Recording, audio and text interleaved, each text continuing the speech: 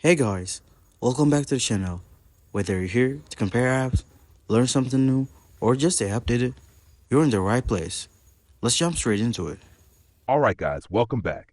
In today's video, I'm going to guide you on how to register for income tax for the first time in 2025. Let's jump right in. To get started, you'll need to register with your country's tax authority. For example, it could be the IRS in the US, the ATO in Australia, or the TCRA in Canada, depending on where you live. Step 1.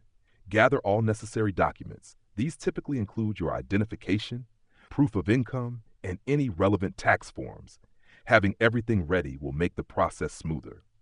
Once you have your documents, visit the official website of your country's tax authority and create an account. Step 2. After setting up your account, you'll need to fill out a registration form. This form will ask for basic personal details, such as your name, address, and employment information. Step 3. Once you've completed your registration, you'll receive a taxpayer identification number, or its equivalent. This number will be used in all your future tax filings, so keep it safe.